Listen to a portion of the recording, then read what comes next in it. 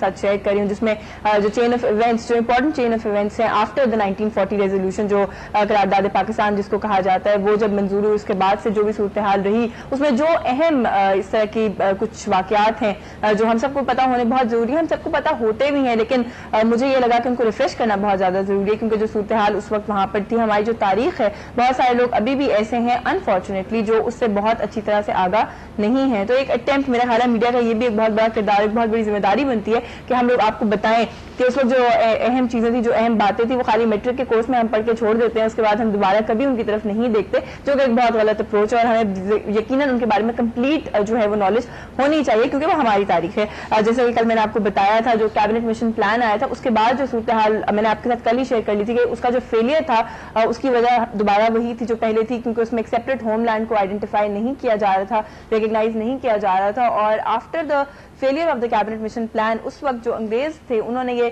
بات جو ہے سمجھ لی تھی کہ اب جو ہے وہ صورتحال سنبھل نہیں سکتی، اور ڈویژن آف سب کانٹیننٹ ہی مسئلے کا حل جو ہے وہ ہوگا. اور میں نے کل آپ لوگوں کے ساتھ تھوڑا سا اس کو ٹچ بھی کیا تھا اور شیئر بھی کیا تھا کہ جون 3 پلان جو ہے اس کے بعد آیا تھا، جس میں وہ ساری صورتحال اور ڈویژن آف سب کانٹیننٹ کے حوالے سے بھی بات کی گئی تھی، اور اس کے علاوہ جو وہ ایک سیپریٹ لیجسلیٹرز اور پروونشل ڈویژن کے حوالے سے بھی بہت زیادہ اختلافات تھے کہ کون سی پروونس جو ہے کس کے ساتھ مرج ہوگی، مرج ہونا چاہتی ہے کہ نہیں ہونا چاہتی، اور بہت سارے پروونسز کے بھی بہت زیادہ آپس میں تحفظات تھے کہ وہ کسی کے ساتھ مرج ہونا چاہتے تھے. کچھ پروونسز جو ہے وہ ڈویژن چاہتے تھے، جیسا کل میں نے آپ کے ساتھ شیئر کیا کہ وہ چاہتے تھے کہ پروونسز کو 3 حصوں میں ڈیوائڈ کر دیا جائے، اور ایک انٹرم الیکشن کے تھرو پہلے گورنمنٹ آئے اور اس کے بعد وہ انٹرم گورنمنٹ جو ہے وہ آگے سے ڈیسیجنز لے. ایک پورا پروسیس جو کل میں نے آپ کے ساتھ شیئر کیا تھا کہ ان کی ڈیمانڈز میں وہ چیز شامل تھی. اس حوالے سے بھی ماؤنٹ بیٹن نے جو ہے وہ یہ سارے جو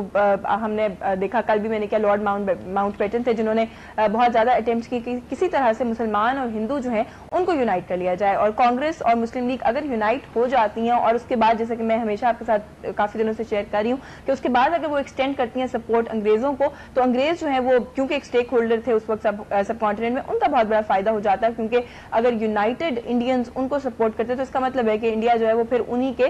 تسلط کا شکار رہتا، انہی وہ قابض رہتے سب کانٹیننٹ پر، اور ابھی تک شاید ہم پر وہی راج کر رہے ہوتے اگر اس وقت کی صورتحال ہو جاتی. لیکن نہ تو کانگریس کے لیڈرز نے گیون کیا اور نہ ہی مسلم لیگ کے لیڈرز نے جو ہے گیون کیا. اور جب یہ جون 3 پلان جو ہے وہ بن کر سامنے آیا، جس میں کچھ پروونشل لیجسلیٹو کا جیسے میں نے آپ سے کہا کہ ذکر کیا گیا، سندھ کے حوالے سے کچھ تحفظات پائے جاتے ہیں، سندھ کو اور بلوچستان کو جو ہے وہ اپنا رائٹ دے دیا گیا تھا کہ وہ خود طے کریں کہ انہوں نے اپنی اسٹیٹ کے ساتھ کیا کرنا ہے. اور اسی طرح سے بنگال کے لیے بھی یہی ہے کہ کیا وہ ان فیور آف پارٹیشن ہیں کہ نہیں، اور اس وقت ایک ریفرینڈم کرایا گیا تھا ساری صورتحال کے لیے بنگال میں کہ وہ لوگ کیا چاہتے ہیں، ان کی جو رائے ہے اس کو دیکھا جائے. اس رپورٹ کے حوالے سے کہا جاتا ہے کہ شروع میں کچھ تحفظات اس لیے آئے تھے کہ سننے میں یاد ہے کہ پہلے یہ کہا گیا تھا کہ انگریزوں نے یہ ڈیسائیڈ کر لیا تھا کہ اس کو شیئر نہیں کیا جائے گا کسی سے بھی جب تک یہ فائنل نہیں ہو جاتا اس کا ڈرافٹ. لیکن کچھ کنٹروورسی کریٹ ہوئی تھی، کیونکہ تاریخی نہرو نے اس کو پہلے سے دیکھ لیا تھا اور اس کے بعد انسسٹ کر کے اس کو ایڈٹ بھی کیا تھا اپنی مرضی سے. لیکن انٹرسٹنگ صورتحال پھر یہ ہے کہ گاندھی نے اس کو ایکسیپٹ نہیں کیا، بلکہ گاندھی کے ہی زیادہ تحفظات تھے جون 3 پلان کے حوالے سے، حالانکہ وہ ایڈیٹڈ بائی ہندو تھا، لیکن پھر بھی ان کو جو ہے وہ اس سے اتفاق نہیں کرتے تھے. اینی وے جون 3 پلان جو ہے یہ شاید پہلی کامیابی تھی اس وقت، جو مسلمان لوگوں کی ڈیمانڈ تھی اس کو اگر سامنے رکھا جائے تو شاید یہ پہلی کامیابی تھی. جون 3 کے بعد جو ایک اسٹرگل کا سلسلہ شروع ہوتا ہے، اس سے پہلے تو ایک مسلمانوں کو موبلائز کرنے کی اسٹرگل تھی. اس سے پہلے جو اسٹرگل تھی وہ یہ تھی کہ مسلمانوں کو یہ ریئلائز کرایا جائے کہ ایک سیپریٹ ہوم لینڈ کی کیا اہمیت ہے، کیا وقت ہے، کیوں ضرورت ہے ایک سیپریٹ ہوم لینڈ کی. اس کے بعد جو ہے وہ ایک فزیکل اسٹرگل اور ایک وہ جو قربانیوں کا ایک سلسلہ شروع ہو گیا تھا کہ اب جو ہے وہ کس طرح سے سرحد کو پار کر کے اس طرف جانا ہے اور سرحد کی نشاندہی جو ہے وہ کیسے کرنی ہے. وہ جو اسٹرگل کا سلسلہ ہے وہ میں آپ کے ساتھ کل شیئر کروں گی، جس کو ہم برتھ آف پاکستان کے نام سے ہماری تاریخ کہتے ہیں، جو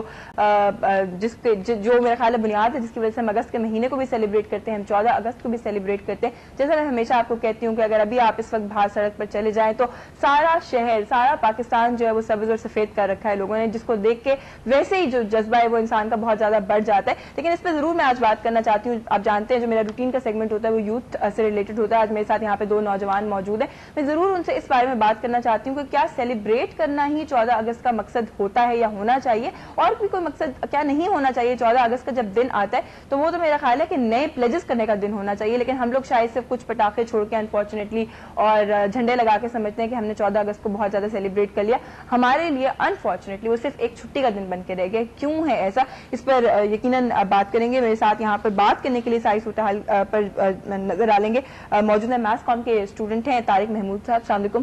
بہت شکریہ تشریف لانے کا طارق اور وقت دینے کا. اور طارق کے ساتھ تشریف رکھے ہوئے ٹیلی کام انجینئرنگ کر رہے ہیں عثمان نواز. السلام علیکم.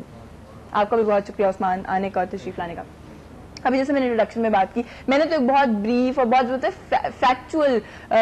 جو فیکٹس ہوتے ہیں اس کو بیسس بنا کے تو میں نے تاریخ شیئر کیا. اگر اسٹرگل کی بات کی جائے تو بہت قربانیاں جو ہیں وہ بھی ہمیں کتابوں میں پڑھنے کو ملتی ہیں اور دیکھنے میں آتی ہیں جو ہمارے بڑوں نے دی ہیں اس ملک کو حاصل کرنے کے لیے. کیا ہماری جو یوتھ ہے اس کو احساس ہے کہ کیا قربانیاں دے کے ہم نے پاکستان پایا یا بس پاکستان ہے؟ یوتھ کو بس یہ ایکسائٹمنٹ ہے. ایگزیکٹلی. دیکھیں جو چیز فری